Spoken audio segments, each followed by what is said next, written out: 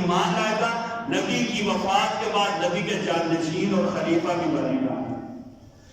یارو میرے نبی آیا تو سب سے پہلے ابو بکر ایمان لائے۔ سب کو پتا ہے ابو بکر کیسے ایمان لائے۔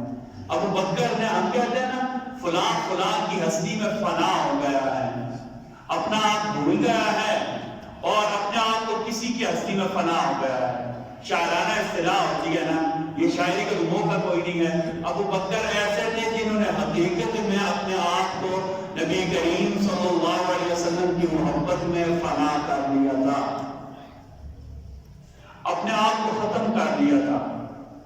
لوگوں کو پتہ ہی نہیں ہوتا تھا ابو بکر کون ہے، محمد کون ہے۔ ہجرت کی رات آتی ہے، میرے نبی صلی اللہ علیہ وسلم ابو بکر کو اپنے ساتھ منتخب فرماتے ہیں۔ کئی صحابہ ابو بکر کو اپنے ساتھ منتخب فرمایا، غار ثور کی جانب جا رہے ہیں۔ غار ثور زمین سے 5000 فٹ اونچا ہے۔ کتنا اونچا ہے؟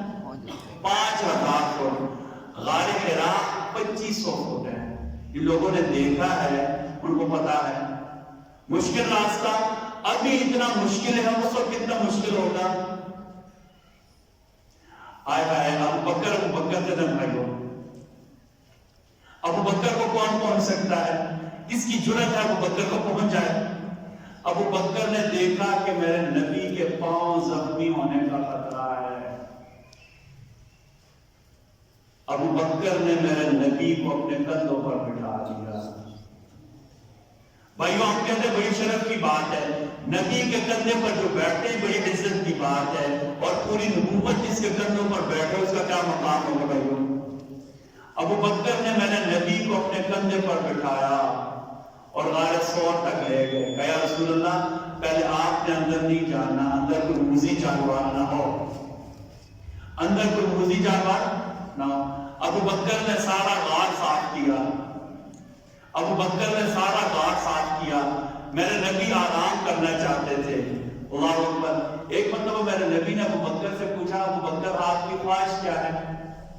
یہاں سے ایک بات سمجھیں، میرے نبی کے چہرے پر اتنا نور ہوتا تھا، کسی کو کوئی بھی میرے نبی کے چہرے کو دیکھنے کی تاب نہیں لا سکتا تھا۔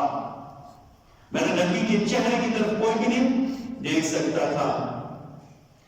ابو بکر سے میرے نبی نے پوچھا، ابو بکر آپ کی خواہش کیا ہے؟ کہا النظر الی وجہک یا رسول اللہ، یا رسول اللہ دل کرتا ہے میں آپ کو دیکھتا رہوں۔ اللہ اکبر۔ النظر الی وجہک یا رسول اللہ دل کرتا ہے کہ ابو بکر کی آنکھیں اور چہرہ آپ کا ہو، میں آپ کو دیکھتا رہوں۔ شاید قبولیت کا وقت تھا، اللہ نے قبول کر لیا۔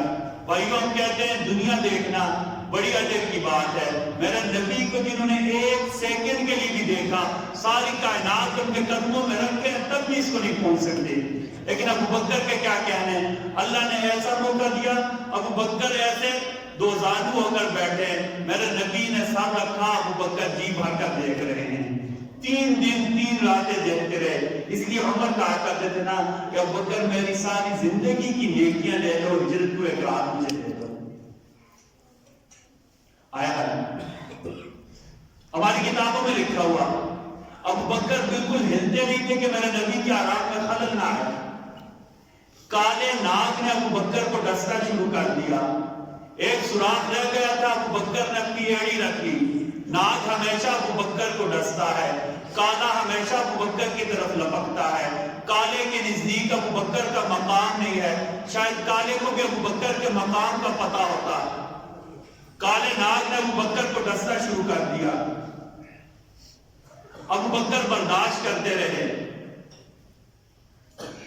دکھ کی وجہ سے ابو بکر کے آنسو گرتے ہیں۔ بھائیو میرے اور آپ کے آنسو ویسے بھی گر جائے نا، میرے جیسے گناہگار بندے کے آنسو ویسے گر جائیں، تو میرے نبی صلی اللہ علیہ وسلم نے فرمایا جس کی آنکھ سے اللہ کی یاد میں آنسو گر جائے اللہ تعالیٰ اس کے سارے گناہ معاف فرما دیتے ہیں۔ بھائیو ابو بکر کے کیا کہنے ہیں، ابو بکر کے آنسو گرتے ہیں تو میرے نبی کے چہرے پر گرتے ہیں۔ میں نے پوچھا ابو بکر کیوں رو رہے ہیں، کیوں رو رہے ہیں؟ یا رسول اللہ کالے نے ڈس لیا ہے، یا رسول اللہ کالے نے یہ بھی خیال نہیں کیا کہ ابو بکر ہمیشہ نبی کے ساتھ رہتے ہیں، یا رسول اللہ کالے کو بالکل خیال نہیں آیا کہ نبی کے اثار ابو بکر کی گود میں رکھا ہوا ہے؟ کہا بکر کوئی بات نہیں، کالے کو تو خیال نہیں آتا لیکن نبی تو آپ کا خیال رکھیں گے نا۔